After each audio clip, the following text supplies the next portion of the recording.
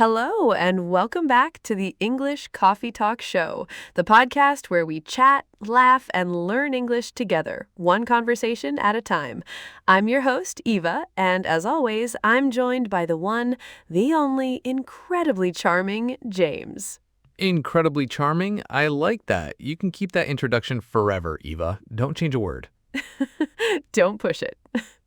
Okay, so for anyone joining us for the very first time, welcome. This show is made especially for English learners who want to go beyond textbooks and actually hear how English sounds in real life, in real conversations with real mistakes, real laughter, and real James. Real James. Slightly unfiltered, occasionally chaotic. Speaking of which, Eva, before we get into anything serious today, I have to tell you about what happened to me this morning because I genuinely cannot move on with my life until I talk about it. Oh no, what did you do? Okay, so I went grocery shopping this morning. Simple errand, should take 20 minutes tops.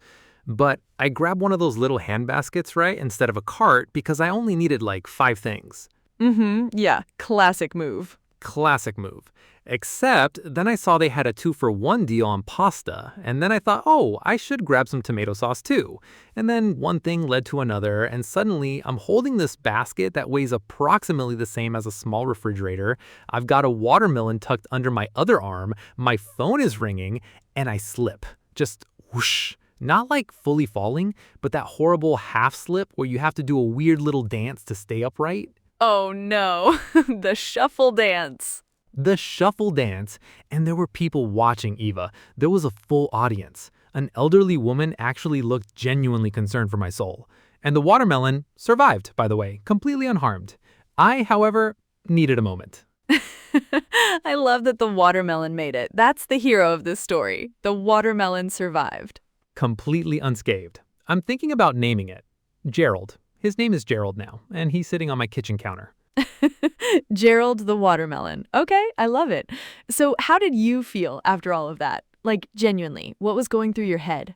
Honestly, embarrassed, a little flustered, maybe a tiny bit proud that I didn't actually drop anything. It was a whole emotional journey in the cereal oil. A whole emotional journey. And that actually brings us perfectly into today's episode, because today we are talking all about feelings, specifically how to talk about your feelings in English confidently and naturally.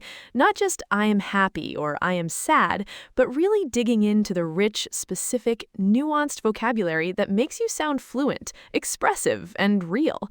So, James, you ready? I was born ready. Also, emotionally, I'm still processing Jerald, but yes, let's do it. Perfect. Okay, so let's start here. If you've been learning English for a while, you probably know words like happy, sad, angry, scared, tired. Those are great. They're foundational. But here's the thing. Native English speakers almost never stop at those words. We use so many more specific, colorful, expressive words to describe how we feel. And when you use those words too, something really magical happens. People connect with you more. They feel like they really understand you, and you feel understood.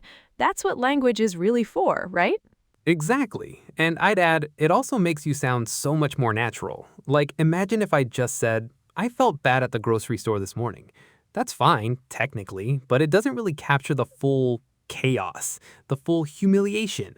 Right, exactly. And today, James and I are going to share some personal stories, real ones, where we use these more expressive emotion words. We'll explain them as we go so you can learn them in context, and then we'll break them all down together at the end. Sound good? Sounds great. And I'll go first because my story is honestly a little intense. This is going back maybe 2 years now to the most overwhelmed I have ever felt at work. And I mean that word, overwhelmed, very specifically. Yeah, take us there. So I was working on this huge project, a product launch. And there were like 3 different teams involved, and every single one of them needed something from me at the same time. My inbox was, I don't even want to say the number. It was a number that makes grown adults cry. My calendar was back-to-back meetings from 8 in the morning until 6 at night. And on top of that, the main deadline had just been moved up by a full week earlier with no warning. Oh, wow, that sounds absolutely brutal. It was. And I remember sitting at my desk on like day 4 of this nightmare, and I had 3 windows open on my computer. I was on a call with one team, someone was tapping me on the shoulder from behind, my coffee had gone completely cold, and I froze. My brain just kind of stalled, like a car that's been pushed too hard. I couldn't prioritize anything because everything felt equally urgent. I was utterly exhausted, and I was frustrated beyond belief, and I remember thinking, I am completely at my wit's end. And actually, let me pause there for a second, Eva. Can you tell our listeners what at my wit's end means? Because it's such a useful phrase. Yes, absolutely. So, at my wit's end, this is a brilliant idiom. Wit, in this context, means your mental ability, your capacity to think, reason, and come up with solutions. So, when you're at your wit's end, you've reached the very limit of that capacity. You've run out of ideas, patience, and energy. You simply don't know what to do next. For example, you might say, I've tried everything to fix this computer. I'm completely at my wit's end. Or a parent might say, my toddler won't sleep and I'm at my wit's end. It really captures that feeling of total mental exhaustion mixed with helplessness. It's a very powerful phrase. Perfect. That is exactly what it was. And you know what finally broke the spiral for me? My colleague, her name's Priya, she basically walked over to my desk, looked at the state of me, and said, James, close your laptop. We are going outside for 10 minutes. And I tried to say no, and she didn't accept it. Oh, Priya. Priya is a hero. An absolute legend. So we went outside, we sat on a bench, I had some fresh air and a snack. She brought biscuits, which is very important. And just those 10 minutes completely reset my brain. I came back, I made a list, I picked the one most important thing, and I just started. One thing. And it was enough. By the end of the week, we'd made the deadline. Not perfectly, but we made it. And I honestly think if Priya hadn't intervened, I'd still be frozen at that desk to this day. I love that story. And I love that the solution was biscuits and fresh air. Sometimes the most overwhelmed we feel, the simpler the answer needs to be. Okay, so now it's my turn. And my story goes in a completely different emotional direction. Ooh, let's hear it. So, this story is about a time I felt deeply sentimental. It was about 3 years ago. I'd gone back to visit the city where I grew up. I hadn't been back in almost 8 years. 8 years. And I wasn't even planning a big nostalgic trip. It was actually for a friend's wedding. But I arrived a day early and I had a whole free afternoon. So I just walked around. Oh, that sounds really special. It really was. I walked past my old school and the little bakery that used to be next to it, which I honestly had completely forgotten about, was still there with the exact same sign. And I went in and it smelled exactly the same, that warm, buttery, sugary smell. And I stood there in the doorway and I felt this wave of something so big and tender and warm, like being wrapped in a memory. Yeah, that feeling is so real. And I bought a pastry, the same one I used to get as a kid. And I sat outside on the steps and I just ate it slowly. And I cried a little bit. Not sad crying, just that kind of emotional overflow where your heart feels too full and the tears are sort of the only way out. And then I walked to my old neighborhood and I saw a group of children playing in the same park I used to play in. And I just felt so connected to my past self, to that place, to time itself. And then came this other feeling, a lighter one. I got a call that afternoon from my best friend from childhood. We hadn't spoken in months, and when I heard her voice, I was over the moon. Actually, James, do you want to take that one? What does over the moon mean? Oh, gladly. So, over the moon, picture this. The moon is way up in the sky, right? Very high, very far. So if something sends you over the moon, it means you are so happy, so delighted, so thrilled that you've basically launched yourself into space with joy. It's a way of saying you're extremely, ecstatically happy. For example, when she got into her dream university, her parents were absolutely over the moon. Or in a slightly sarcastic version, if James spills his basket at the grocery store, but the watermelon survives, James is, quote, over the moon about the watermelon. Jerald made it. That's all that matters. Jerald always makes it. Okay, yes. So I was over the moon to hear from my old friend. We talked for almost 2 hours while I sat on those steps. She told me she was getting married. I screamed, actually screamed out loud on the street. People looked, and I did not care one bit. It was one of those perfectly layered days where you feel so many things at once: nostalgia, joy, gratitude, love. I remember thinking, this is what it means to feel fully alive. That's a beautiful story, Eva, honestly. Okay, so we've thrown a lot of good words around in these stories. Should we break them down properly now? Give our listeners a clear guide to take away? Yes, let's do it. This is the vocabulary breakdown section, and we're going to make it fun. Let's go through the key emotion words one by one. First up, overwhelmed. This word means you have too much coming at you at once. Too many tasks, emotions, responsibilities, and your mind or body can't cope anymore. It's stronger than busy or stressed. You might say, I've been so overwhelmed with work this month, I barely slept. And you can add intensifiers to make it even stronger, like I was utterly overwhelmed. Utterly means completely, totally, 100%. Or I was absolutely overwhelmed. Both of those sound very natural and very native. You could even tone it down a little. I was a bit overwhelmed. The phrase a bit softens the emotion, like it's there, but not catastrophic. Exactly. And that's one of the most important things to understand about intensifiers. They're little words or phrases that we place before an emotion word to show how much we feel that way. Words like absolutely, incredibly, utterly, rather, a bit, slightly. The stronger ones, absolutely, utterly, incredibly, they amplify. They turn up the volume on the feeling. The softer ones, a bit, rather, slightly, they dial it back, make it more polite or modest. Right. So if a British person says, I'm rather frustrated, they might actually be furious. The British way of underplaying feelings with rather is a real thing. Pay attention to that one. That is so true. Okay, second word, ecstatic. Ecstatic means intensely, overwhelmingly happy.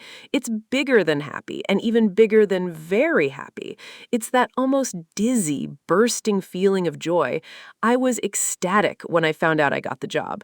Notice we don't usually need to add absolutely to ecstatic because the word itself is already very strong. But you could say absolutely ecstatic for extra emphasis. Third one, sentimental. This is one of my favorites because it's such a specific feeling. Sentimental means feeling a tender, warm emotion connected to memories or the past.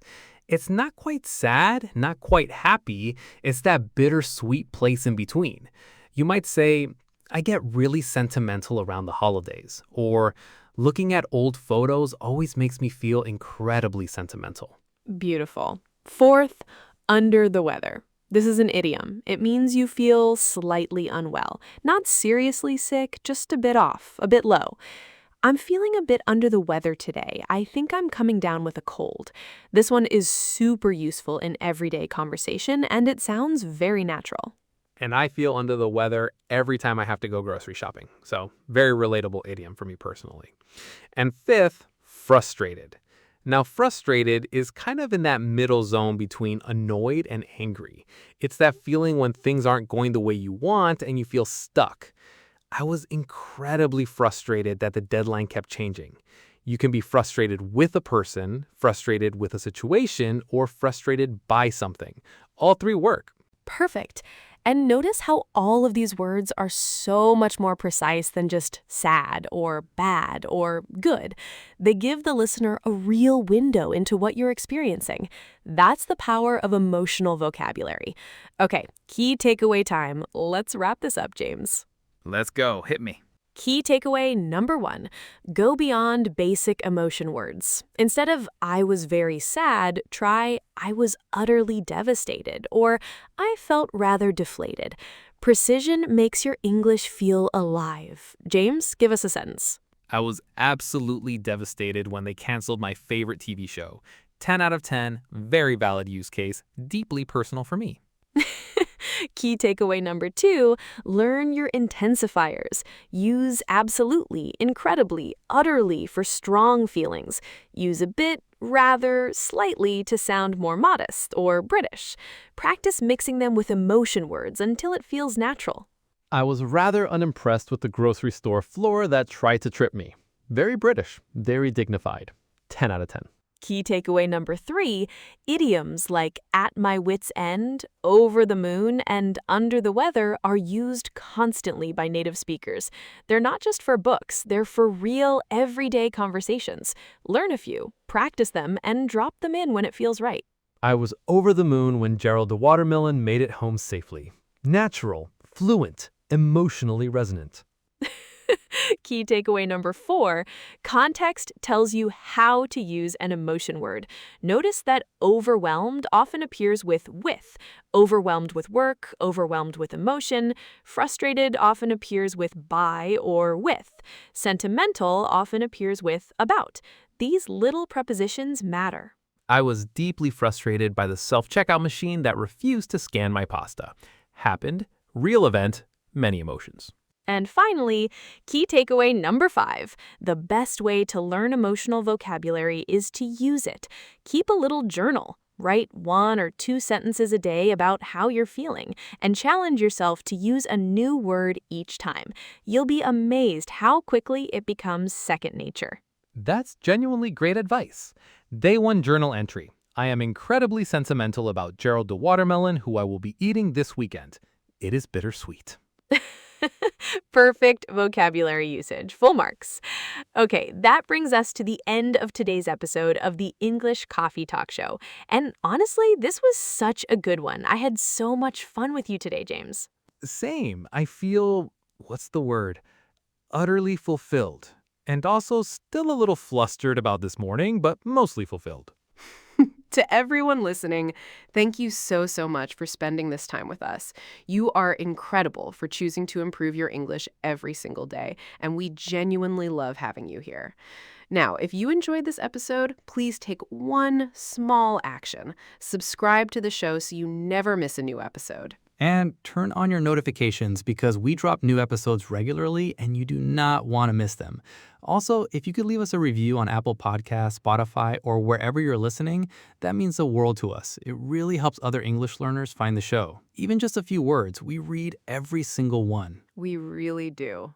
And remember, every conversation you have, every word you learn, every moment you push yourself to express something more fully, that is growth. You are doing beautifully. I am so proud of you. Until next time, keep chatting, keep learning, and keep that English flowing. And on that note, I'm off to have a very emotional conversation with the watermelon. Take care, everyone. See you next time.